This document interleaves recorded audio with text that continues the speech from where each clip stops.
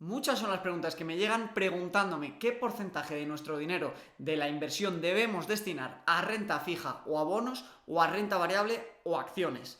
También me preguntan cuánto de este porcentaje debe depender de nuestra edad, es decir, dependiendo de cuántos años tengamos, qué porcentaje debemos tener en acciones y qué porcentaje debemos tener en bonos. Siempre se ha considerado de manera histórica que los bonos o la renta fija es una manera de invertir mucho más segura y estable que las acciones. Tanto es así, fijaos, que el mercado total que hay ahora mismo invertido en bonos es de 90 trillones de dólares, comparados con los 70 trillones de dólares que mueven los mercados de acciones en todo el mundo. Es decir, hay muchísimo más dinero destinado hoy en día a la renta fija que a la renta variable. A mí este dato me sorprendió muchísimo y yo no sé si tú lo tenías. Antes de entrar a ver qué nos interesa más dependiendo de nuestra situación personal y de nuestra edad, si invertir en renta fija o invertir en renta variable y en qué proporción, vamos a tratar de definir claramente y de manera sencilla qué es la renta fija para entender cuáles son las principales diferencias y por qué nos puede interesar más un tipo de inversión o la otra. Nos referimos a bonos o renta fija simplemente cuando compramos cupones de deuda de entidades gubernamentales o privadas y nos convertimos así en sus acreedores. Es decir, nosotros les prestamos cierto dinero que ellos nos tienen que devolver pasado un tiempo y durante ese periodo en el que no nos tienen que devolver la cantidad del cupón o del bono, nos tienen que ir pagando unos intereses que pueden ser pues anuales, bianuales o otros periodos. Todo esto se establece al inicio, se establece tanto cuál es el periodo en el que les vamos a prestar ese dinero, que bien puede ser 6 meses, puede ser un año o incluso pueden ser varias décadas, y se establece también con qué periodicidad nos van a pagar los intereses. Es decir, para entenderlo de manera muy sencilla, la renta fija es simplemente prestar un dinero, ya sea a una empresa privada o a un Estado, para que nos lo devuelva pasado un tiempo y antes, durante todo ese periodo, nos tiene que ir pagando una serie de intereses que se establecen en el bono. Lo interesante de este tipo de inversión que es, pues muy sencillo, que mientras el Estado o la empresa no se vaya totalmente a la quiebra, siempre tiene la obligación de devolvernos nuestro dinero y además ir pagándonos nuestros intereses. Además de poder ganar dinero de esta manera, digamos que es una inversión muy pasiva, que es, oye, yo te presto el dinero, cuando llegue la fecha de término me lo devuelves y por el camino voy cobrando los intereses, los bonos también se pueden comprar y vender en los mercados internacionales.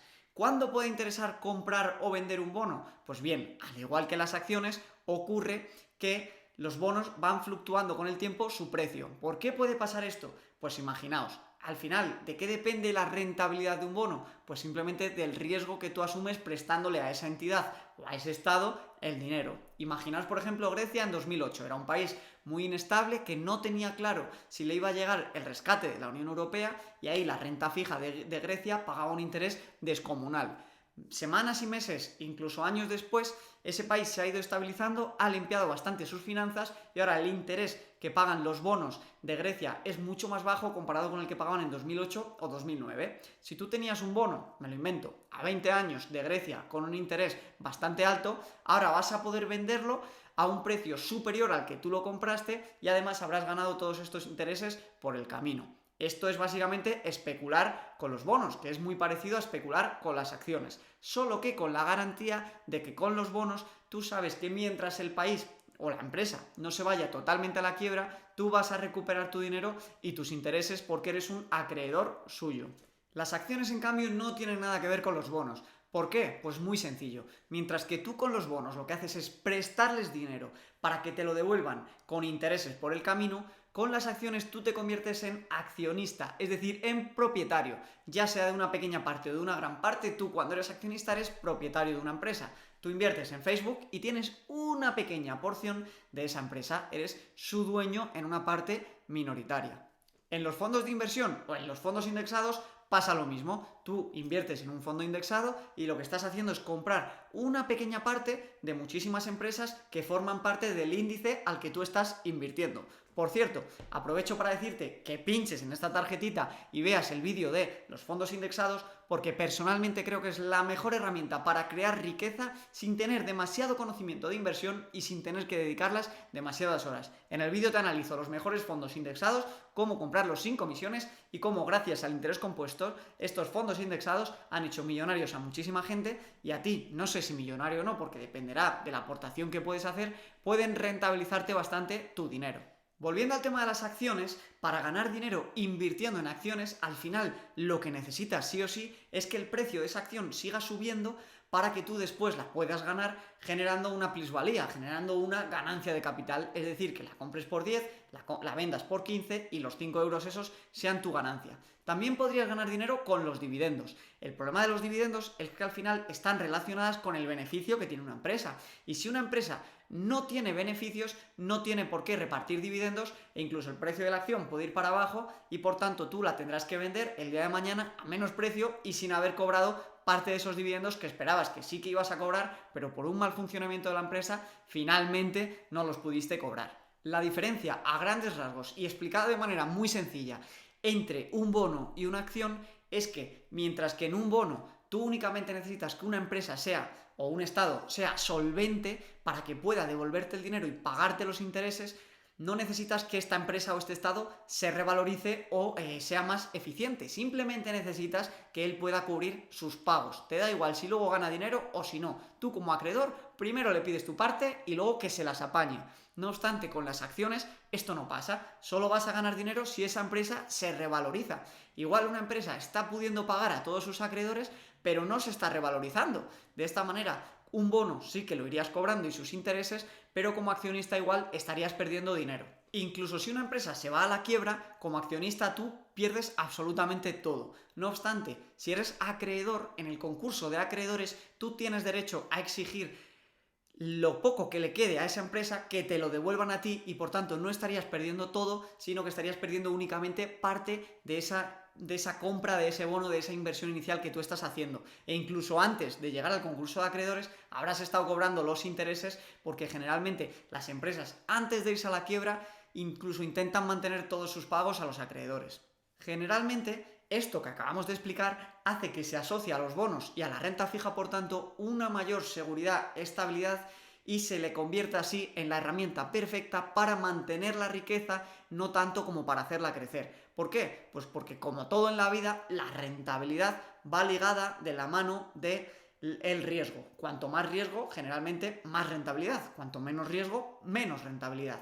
¿Qué pasa? Que los bonos y la renta fija se dice que son perfectos para todos aquellos que ya tienen grandes patrimonios y quieren centrarse únicamente en no perder poder adquisitivo y en mantener su riqueza.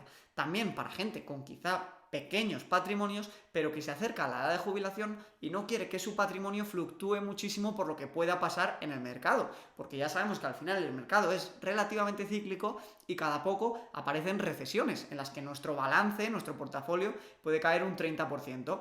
Quizás si tienes 30 años no te importa mucho porque sabes que a la larga va a seguir creciendo, pero si estás a punto de jubilarte no quieres ver cómo tu patrimonio fluctúa ese 30 o 40%.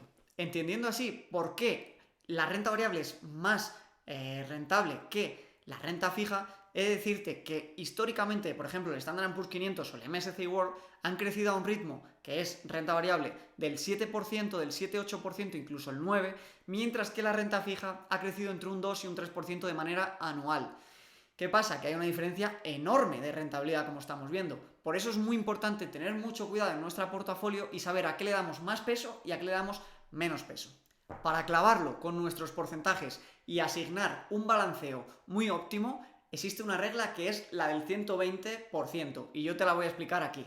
Esta regla lo que viene a decirnos es que a 120 le tenemos que restar nuestra edad y el número que da es el porcentaje de renta variable que tenemos que tener en nuestra cartera de inversión. Muy sencillo, lo vamos a ver con el siguiente ejemplo. Imaginemos mi caso, bueno, no es mi caso, pero para tener números sencillos. 120 menos 30 años. Un varón o una mujer de 30 años. 120 menos 30 igual a 90. Pues 90% de renta variable sería lo que tenía que tener esa persona. En cambio tendría que tener un 10% de renta fija. Si por ejemplo nos vamos a una persona con 50 años, pues muy bien, 120 menos 50 igual a 70%. 70% en renta variable, 30% en renta fija. Si ya nos vamos a alguien con 60 años que se aproxima mucho a la edad de jubilación, pues esta persona tendría que tener 120 menos 20 menos 60 igual a 60% en renta variable y 40% en renta fija. Esta regla tiene un gran consenso entre la mayoría de financieros y de gente dedicada de manera profesional al mundillo de la inversión. Pero al final, como en todo lo relacionado con las finanzas personales, tú eres el que se tiene que sentir, digamos, satisfecho con el balanceo de tu portafolio y con la distribución de porcentajes entre renta fija y renta variable. Para los más conservadores, recomiendan pasar de la regla del 120 a la regla del 100. Con la regla de 100 es lo mismo, solo que en vez de 120 menos tu edad es 100 menos tu edad. De esta manera, una persona con 50 años sería 100 menos 50 igual a 50% de renta variable y 50% de renta fija.